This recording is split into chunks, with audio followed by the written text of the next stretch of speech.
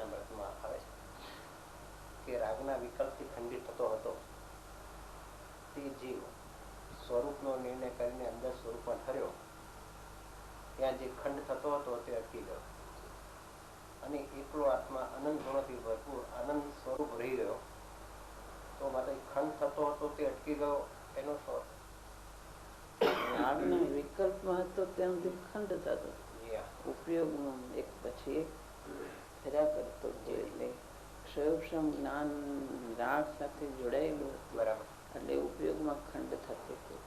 પણ અંતરમાં ગયો ત્યાં ખંડ થતો અટકી ગયો. પોતે અંતરમાં રાગનો વિકલ્પ છૂટી ગયો એટલે ખંડ જે હતો એ ખંડ થતો અટકી ગયો અને સ્વરૂપમાં લીન થયો. માટે અખંડ સ્વરૂપ આત્મા છે એની અનુભૂતિ કરે છે. રાગ અપેક્ષા એક ખંડ અટકી ગયો. ખંડ તો જ્ઞાનમાં પડતો હતો, ખંડ જ્ઞાનમાં પડ્યો હતો, એ ખંડ અટકી ગયો, એક ખંડ અટકી ગયો છે. એટલે એક અખંડ ને વિષય કર્યો એટલે જ્ઞાન ખંડ ખંડ રૂપ થતું અટકી ગયું. અખંડ નો વિષય કરી અને સ્વાનુભૂતિમાં ગયો, એમાં સ્થિર થયો. એટલે ક્ષયોક્ષમ જ્ઞાનનો જે ખંડ થતો તો અટકી ગયો, એના ઉપયોગમાંથી અટકી ગયો. એક અખંડ સિવાય કોઈને વિષય કરવો એ જ્ઞાન નું ખંડ ખંડ પણ પર નહીં, જ્ઞાન પર તરફ જાય માટે ખંડ ખંડ થાય છે. સ્વાનુભવ થતા એક ખંડ અટકી ગયો. ખંડ અટકીને એક અખંડ નો વિષય કર્યો છે માટે એ ખંડ અટકી ગયો. વિકલ્પ અટકી ગયો કહીએ કે ખંડ અટકી ગયો, બધું એક જ છે. આમ તો બે એક જ છે. વિકલ્પ અટકી જાય એટલે ખંડ અટકી જાય છે. બે સાથે રાગ નો વિકલ્પ અને જ્ઞાન નો ખંડ બે સાથે રહેવું છે.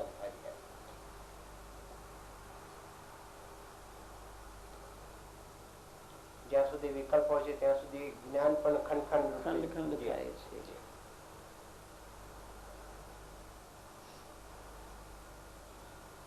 અંદર સ્વાનુભૂતિમાં ગયો એટલે ખંડ થતો અટકી ગયો. પોતે પોતાનો વિષય કર્યો ને સ્વાનુભૂતિ કરે છે. બરાબર, પોતે પોતાના ગુણોને જાણે છે. નજીક ક્ષયોક્ષમ જ્ઞાન જ્યાં સુધી કેવળ જ્ઞાન નથી થયું ત્યાં સુધી હોય છે. એટલે બહાર આવે છે ત્યાં ભેદ જ્ઞાનની ધારા ચાલુ રહે છે.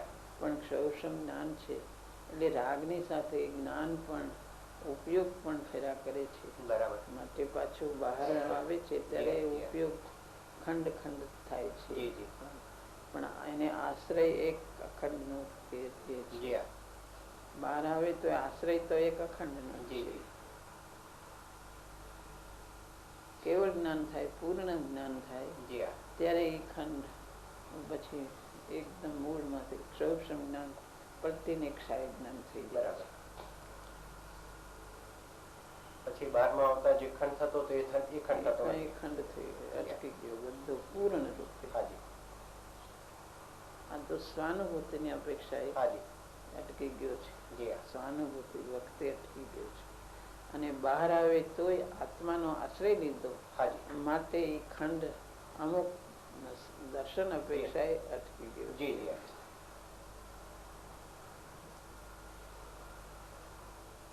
અખંડની પરિણતિ પૂર્વક બહાર ઉપયોગ જાય છે. પરિણતિ પોતાની ચાલુ રાખીને બહાર જાય છે. પેલા ખંડ ખંડ થતો તો એવું નથી થતો. અખંડ નાયક ને ગ્રહણ કરીને બહાર જાય છે. પેલા તો પોતાનું જ્ઞાન નહોતું એટલે ખંડ એક પછી ખંડ ખંડ ખંડ ખંડ ખંડ જ થયા કરતો હતો. પણ આત્માનો આશ્રય લીધો એટલે અખંડ ને હાથમાં લીધો. બરાબર, અખંડતા રાખીને પછી બહાર જાય છે. એટલું તો પૂરેપૂરો પરમાં એકાકાર થઈ જતો હતો. પૂરેપૂરો થઈ જતો, કઈ ખબર નહોતી એવી રીતે. જે વિકલ્પ આવે એ વિકલ્પમય થતો, જે જાતના રાગ આવે એ રૂપે થતો. અંદર કોઈ મંદ કશાય હોય એને એમ થાય આ ઠીક નથી, પણ એ રૂપે થાય. પોતે કોઈ જાતનું નાયક ને હાથમાં એને ગ્રહણમાં નહોતો. તો નાયક ગ્રહણમાં પોતાના હાથમાં રહે છે અને બહાર જાય છે.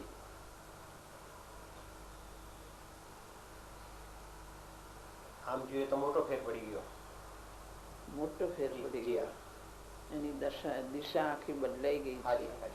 એની ઉગમણી આથમની દિશા થઈ ગઈ. એવડી તો દિશા એકલી બહારની જ હતી અને આ દિશા તો આત્માની થઈ ગઈ. દિશા આખી સ્વસન્મુખ આત્માનો આશ્રય લીધો માટે દિશા આખી પરિણતિની દિશા બદલાઈ ગઈ. પોતાને ગ્રહણ કરીને પછી બહાર જાય છે. એટલે ખરી રીતે પોતે ભેદનાની ધારા જ્ઞાનની ધારા ચાલુ રાખીને જાય છે.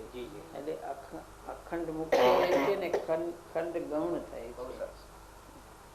અખંડ મુખ્ય ઉપર પોતે તરતો એવો અખંડ રહીને પછી ખંડ થાય છે. એ ખંડ ગૌણ થાય છે. નીચલી ભૂમિકામાં જાજો કાળ ઉપયોગ બહારમાં જવા છતાં પણ એ ગૌણપણે ખંડ રહે છે. ગૌણ ખંડ રહે છે. મુખ્ય અખંડતા રહે છે.